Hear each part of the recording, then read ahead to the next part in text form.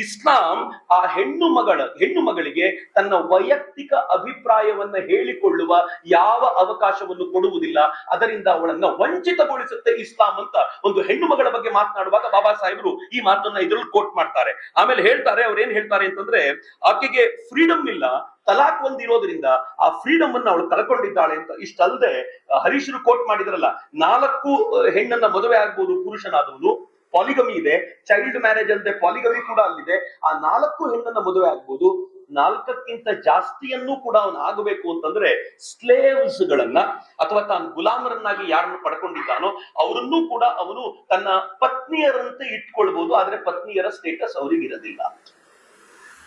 ಬಾಬಾ ಸಾಹೇಬರು ಕೋಟ್ ಮಾಡ್ತಾರೆ. ಮಿತ್ರ, ಇದನ್ನು ತೆರೆದೆದೆಯಿಂದ ಸ್ವೀಕರಿಸಬೇಕು. ಯಾರ ಬಗ್ಗೆ ನಾವು ಮಾತಾಡ್ತಿದ್ದಾರೆ ಅಂತ ಗಾಬರಿ ಪಟ್ಕೊಳ್ಳುವಂತಿಲ್ಲ.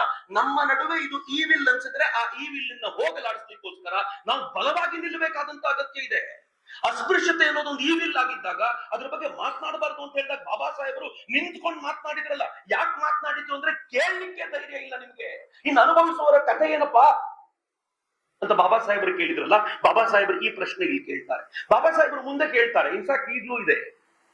ಬಾಬಾ ಸಾಹೇಬರು ಹೇಳ್ತಾರೆ, ಚಿಕ್ಕ ಮಗುವನ್ನ ಮದುವೆ ಮಾಡ್ಕೊಡ್ಬಹುದು, ಅವಳು ಪ್ಯೂಬರ್ಟಿಗೆ ಬಂದಾಗ ಮದುವೆ ವ್ಯಾಲಿಡ್ ಆಗುತ್ತೆ ಅನ್ನೋದನ್ನ ಒಪ್ಕೋಬಹುದು ಅಂತ ಏನು ಅವರ ಲಾಗಳಲ್ಲಿದೆ ಅದನ್ನ ಬಾಬಾ ಸಾಹೇಬರು ಕೋಟ್ ಮಾಡ್ತಾರೆ.